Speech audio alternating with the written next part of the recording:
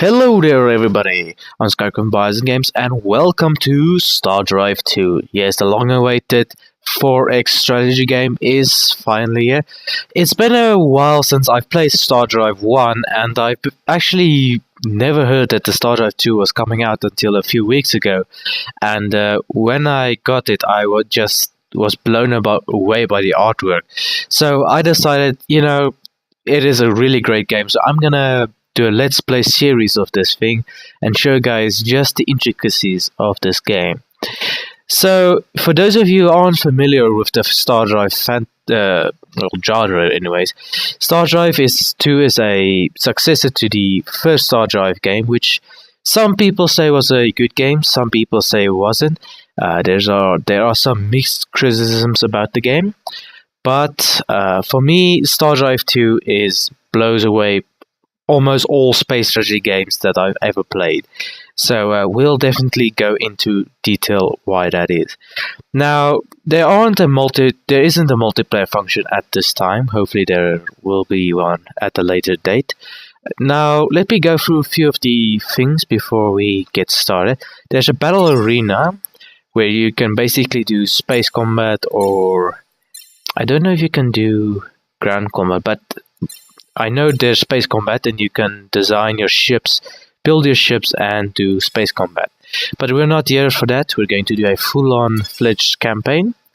Now there are 9 default races that you can play. I completely forgot the word. Now there are the Corjazine Collective, which are slavers basically. They enslave populations. The United Federation, which as we all know is humans. Polyps, which are plant-like creatures.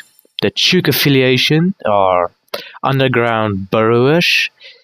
The bears, the Kulrafi Shogunate, are bear-like ferocious warriors, but they aren't the best of space fighters, but they are very tough.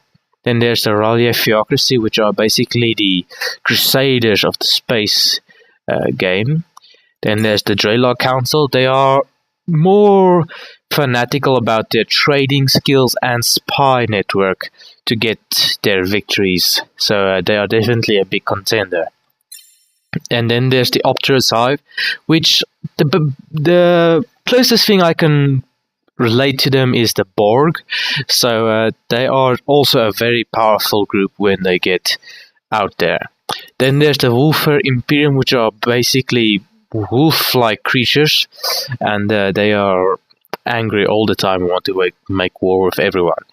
So out of all these, you can do a lot of things, and they have all different traits and aspects to their races, and you can even customize them all. Say, I don't want them to be professional military, but stupid military, timid warriors, or instead of smart, thirst for knowledge, which gives them even more science. But that's basically the extent. You can design your group as well as you want them. But I have a big choice to make between which race I want to choose. Now, all of these races are good. They are strong races. But I'm going to go with the Draylok Council. Firstly, because they have a strong research group. They're very strong with their research. And they are very good ship builders and fighters. So I'm gonna take off all the things that are on here. Now the Draylok aren't the most easiest of teams to play with, but for me they're the best. So for some people they might be a bit more of a problem, but definitely a worthwhile checking out. Now let's see. Now, the way it works is if you get some negative effects, you can spend those points on better things, but then you'll have problems like, for example, repulsive or reckless polluters and such. Now, let's see. I want to get something that isn't too costly, like for, say, clumsy spies, but these guys I have are more spy-like, so I don't want to do that. Corrupt, I have a problem with money as it is, so I probably don't want to do that. I think this is going to be the group that I'm agriculturally inclined. I'm a smart race, which gives me +1 research per scientist. Proficient space fighters, quick reflexes and a strong grasp of space combat fundamentals results in 20% bonus to ship weapon damage. And rich homeworld, which gives me +2 production per worker. So I think that'll work just fine. Now, Empire color, I would like to take blue, but the Federation is blue. So we'll go with red. That's the best I can do. Now, I'm gonna go as Skyquake. My leader name is always Skyquake. Then, Empire name. I'll leave that as it is. Now, you can, if you want to, choose the different opponents. And you can chop and change which opponents you like to fight more against. And all of the above. You can have 1 opponent to 8 opponents, which can really be a big fight if you want it to be. Now, system count, you can either have a small system of 20 stars or a huge system of 100 stars. I'm going to set it on 100 huge because I love having a huge map. Now, you can also make the system distribution between random, clusters, or spiral, and I'll put that on random. Galactic fertility basically is the rate of non-Terran planets, or how good your farming is on planets and how good farming planets are, the richness of how many there are. Same with galactic richness. Hostile threats. Now, this is an interesting concept in a 4K strategy game that I haven't actually seen in a while in space games. This is basically, besides the opponent's AIs that you're going to fight, there are anomalies and threats you're going to be facing that are going to either give you a great first start or a terrible beginning. Now, these are between pirates and remnant factions that have been spanning for millennia, and so forth and so forth. But I'm going to put it on minimal because I am not a big fan of that. But it is a very interesting concept if you want to go full on. So now, same with the galactic fertility and richness. I could go all the way to ultra rich, to make my life easier. But that would also make my opponent's lives easier and make them attacking me much quicker. Now, randomized personalities. This is, for example, if you know the personalities of your enemies. For example, the Wolfer Imperium are very aggressive AI. They always want to kill everything. So if you want to randomize personalities, it will make everything new, and you'll be faced with a very different team, and will be a really interesting challenge. I'm going to put that off because I want to know who I'm fighting against. They say knowing your enemy is halfway to victory. Now, the beginning is just basically a screen telling of your people, how they became to be, and now at the beginning everyone just got their StarDrive up and running, the FTL systems and so forth. Now, this is the game itself. We have Draylok, which is the home world, and I'll get back to that in a minute. But this is our radius of our empire so far, the Draylok Council, and this is our influence that we stretch. And I'll also tell you about that in a minute. Now, the Draylok have 3 tabs. Now, if you're a Master of Orion player, you'll definitely understand this setup right away. You have farmers, workers, and scientists. Now, depending on your population, determines how many people you can have. Now, I have 8 out of 12, which are represented by these people. Now, the farmers give me my food, which also makes my planet keep going. The workers are my industrial workers, which gets me my production and helps me build things. Scientists are for research, and you can change these in any fashion you like. I can put this one, for example, here, which will help build up my production by giving me +10 production instead of 8. But it will take my farming away, which means less food for my empire. And the same with my research, if I can move it. And I can even go full on production and no research, but I'm not going to do that right at this moment. Now, because we took a rich normal G planet, we can have 12 population in total, which will help us in the later game. Now here is the tab which shows you all of the buildings that we have at the moment, the star base and the infantry base. We'll get to those in a minute. Now here is our construction tab, and all of the structures we can build will be over here, and all of the ships are over here. Now we can build anything between freighter ships, colony ships, and all of our military ships, but I think we're going to build a freighter fleet at the beginning. For example, for reasons, this is basically your food transport and troop transports. Say you have just started a new planet and they're starving because they're on a barren world, and this is how your food is being transported from your main world or from a world which has food, and transported so that your planet doesn't die. I'll put a colony ship there as well, and I'll put that farm off there for now so we can get these freighter fleets up and running quicker. Now the ships that we have now are an exploration frigate and a colony ship.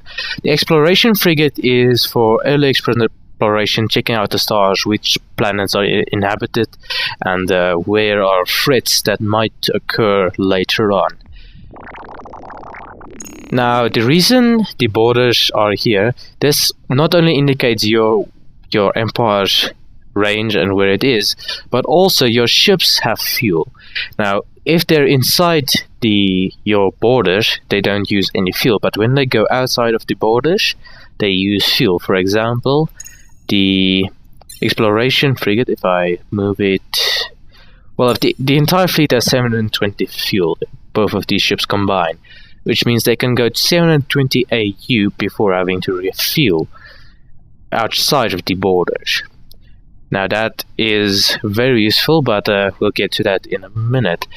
Now let's see what planets we have in system before we go out and explore. We have an abundant normal G planet, small swamp, and a medium radiated rich normal G, but we have ancient androids which will help us build by 2 android citizens when colonizing this planet, which will help us very quickly building this colony up. I think I'll go with the swamp planet first, and we'll send that ship over there. Now another thing this is there's a very intricate land battle combat system in this, which hasn't been there in StarDrive 1, so it really is an interesting game. Now here is your infantry, and you can customize them in various different ways. You can go from laser rifle to a combat knife, and the different equipment and consumables, for example, heavy armor so it can take more hits, and a deployable shield to put in front of it to absorb the hits while not being killed himself. And I'll do the customization of those units later on. Now, depending on the planet, I can have, for this planet, I can have 4 out of 6 at the moment. I can have 6 soldiers in total, and these soldiers will be my last line of defense if my fleet fails. Now let's quickly go, and I'll show you. Let's send, oh yes, and before I go to the stars, now you might be wondering what is this question mark. It's an unexplored anomaly, which means something is there, but we are not quite sure what it is. Now sometimes it could be anything. I'm not sure what it is, but there could be really interesting finds over there, so we'll go and explore that first. Now let's go and quickly check out the bars over here at the top before we go on. Now your command points are basically how many ships you can command at one point before having to pay multiple taxes. Well, not multiple, more taxes, because your points are exceeding your command.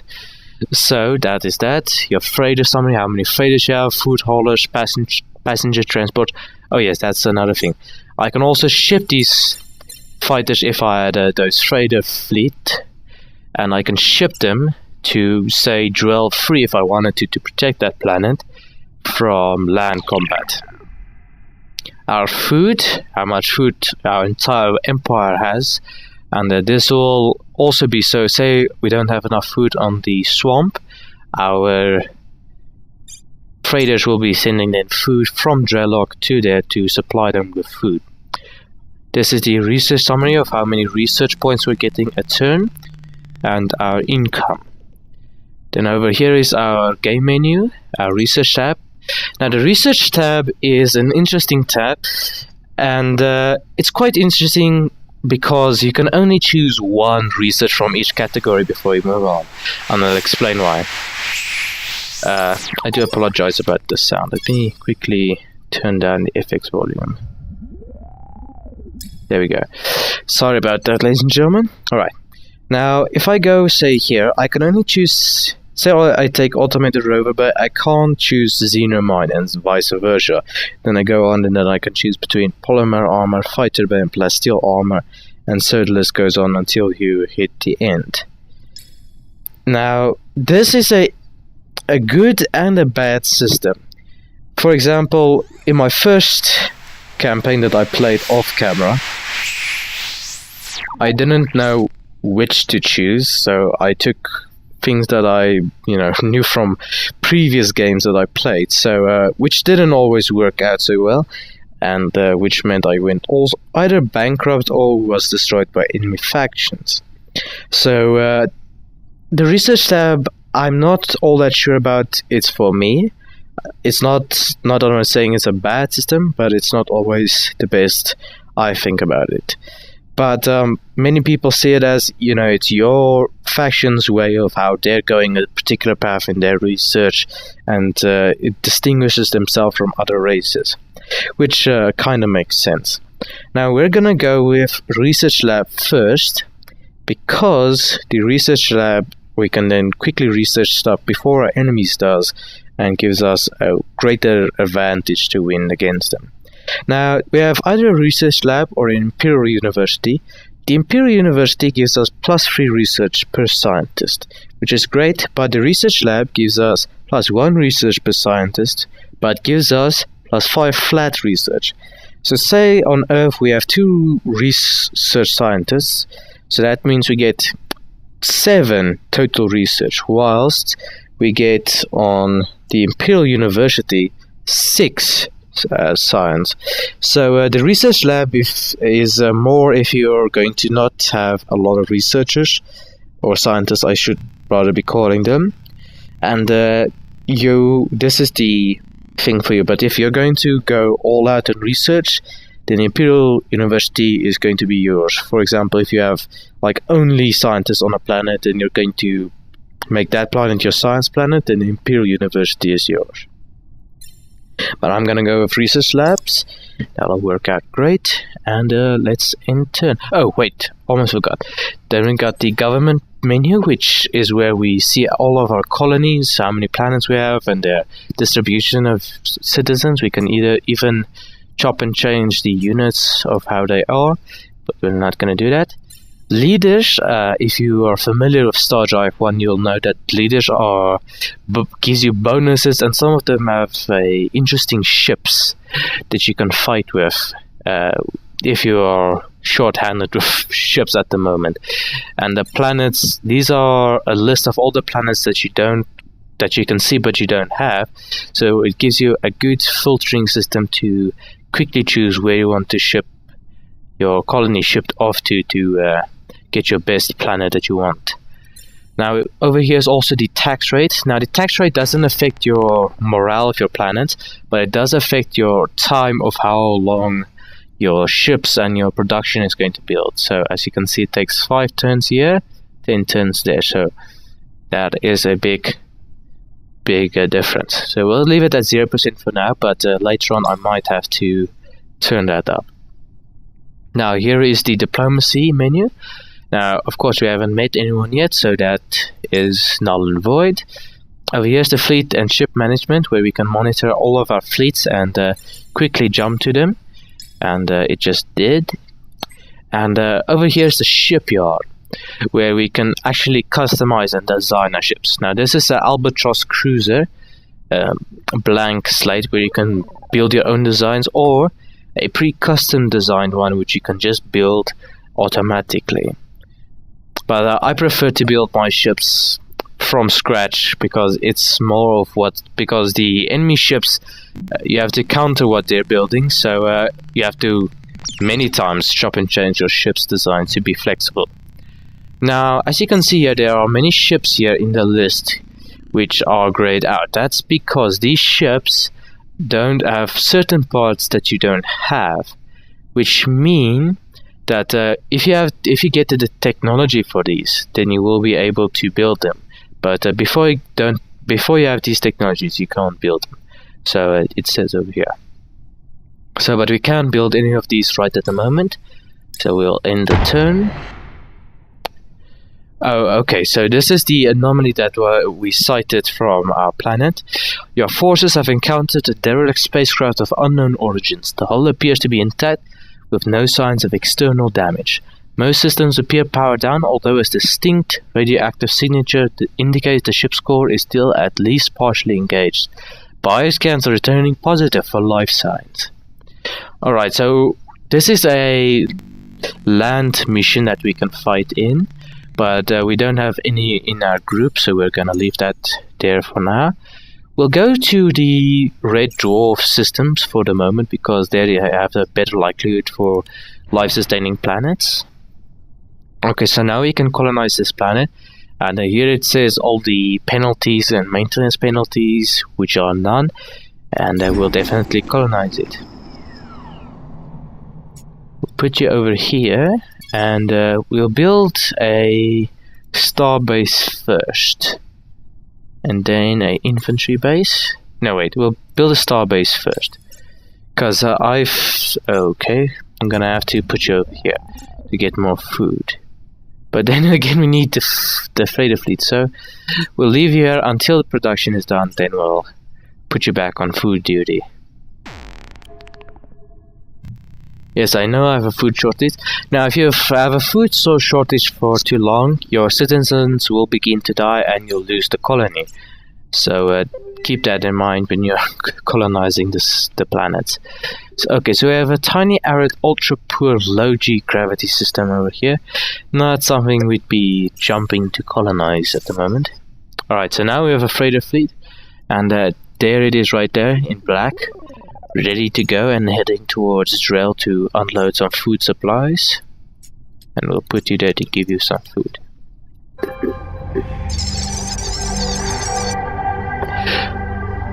Okay, so this is the GNN, or Galactic News Network, which is basically a news reporter that tells you everything that's going on in the galaxy. So if you don't know about any races, this little guy will tell you, this little arrogant robot will tell you all about the races, their attitudes, how they work, and so forth. And will also tell you if they're at war or not.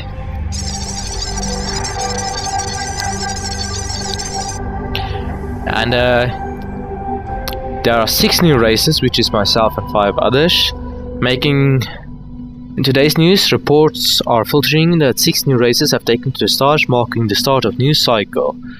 Will these fledgling races repeat the mistakes of those who came before, or will one champion emerge to claim a victory? I hope I will. Over the coming weeks, we will be taking a closer look at each of these races to see how they are coming along now that they have those star drives working for them. We'll be back with more as we have it. Until then, this has been GNN. I'm gonna put the FX volume way down because I can't hear a thing. Alright, there we go.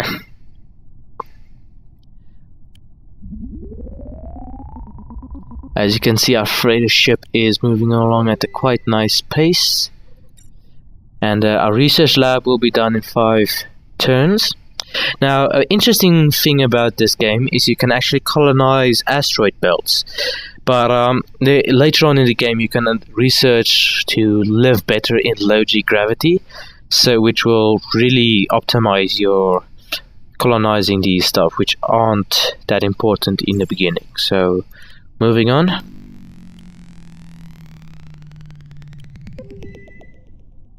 Okay, we have scouted Razil planet. Oh, this is a nice planet. The medium arid world, abundant, normal G planet, underground ocean. Very nice. put you back here. Okay, we still have enough food. Good. And we have a research lab. Now we can pop that over there and throw it on the fire. We'll send this little guy over here. It has 420 fuel, so it will... Let's see. The great thing about this is not like Master of Orion. When you point at the site, it'll directly go there. Here you can point anywhere, and if you hit enter, then it will go there first. So about 4 turns, and it'll take about 99 AU. So if we be about here, so between 50 to 60 AU to go there. So we'll easily have enough fuel to go there and back to refuel. So let's get a research. Let's get aeroponic farm at the moment for some more food, because we're going to desperately need some. I'm definitely gonna wanna get the abundant planet immediately. Okay, Gugorian has a underground ocean. Oh, and I believe this planet is inhabited by a race. They're basically like city-states in civilizations. 5, which... or beyond Earth.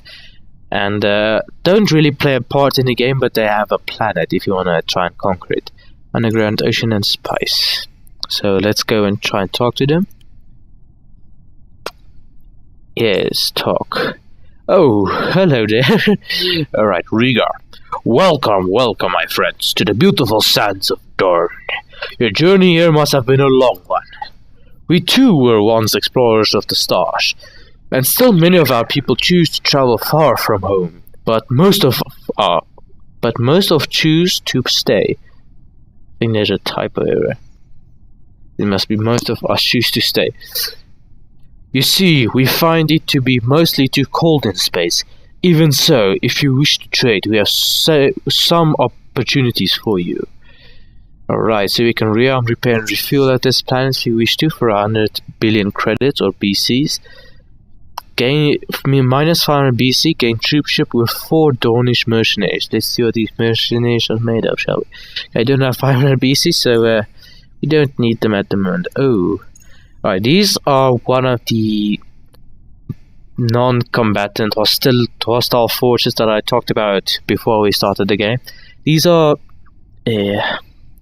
crab-like lobster things, and they can wreck your face. They can really do some damage. So we'll send it to this white dwarf over here, and then they'll probably leave us alone.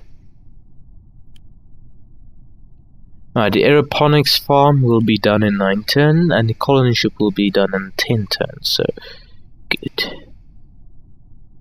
We have another anomaly over there. Celeste system. Alright, so we got medium radiated, large, barren, abundant, normal G. I'll definitely come for this world after I've taken the one at Razil. So that'll definitely. 204, so if I go here, that's 42, so that's 160. Yeah, I'll be able to go here and back. Now, if you run out of fuel outside of your borders, then it'll directly go to your nearest planet or to your borders very slowly. So it's best not to run out of fuel. I can't do a robot voice, but here it goes. Hello folks, and welcome back to GNN. Today marks the beginning of a new segment that we're calling Racial Profiling. I don't think that's politically correct, but okay. Where we'll be doing incredibly superficial looks at just who these newcomers in our galaxy are. To start us off, we'll be taking our first look at the Wolfer Imperium. Oh man, now I've got to do a wolf impression. The Wolfer Imperium, who are these genocidal space wolf bat things, and what do they want from the galaxy? We've reached out to their leaders to help us understand. Quote, the Wolfer Imperium does not suffer interviews with foolish robots. We should kill and devour you for even asking. And there you have it folks, wisdom from the mouths of wolves. We'll see you next time on GNN. Oh, my throat hurts from after that. Oh, turn. Alright, so now we have a mysterious asteroid. Floating alone in deep space, this mysterious asteroid appears quite clearly to have been artificially created.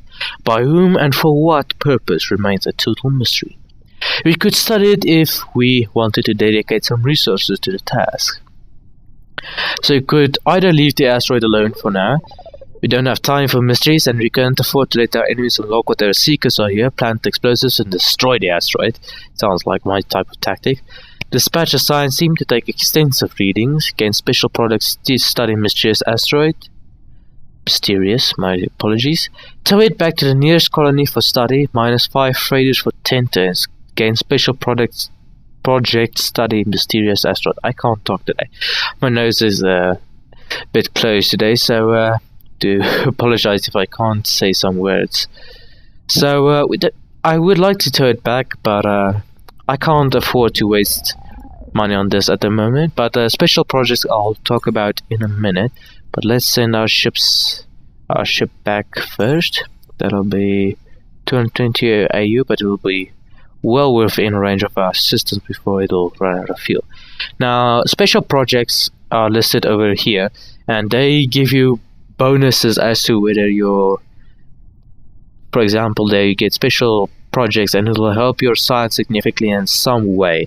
Doesn't always say what, but it will help you in some way.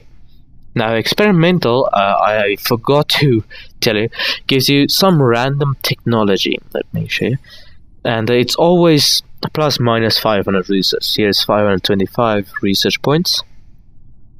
So these gives you really interesting ideas and research, and helps your group out immensely. But the research at the beginning is not viable. As you see, it takes 105 research points.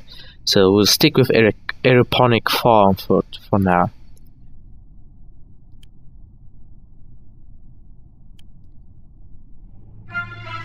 Okay, we got aeroponic farm.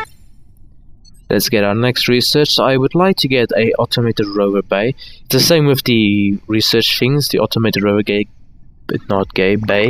gives +5 flat production, and the Xeno mine gives +3 production per worker. So automated rover bay.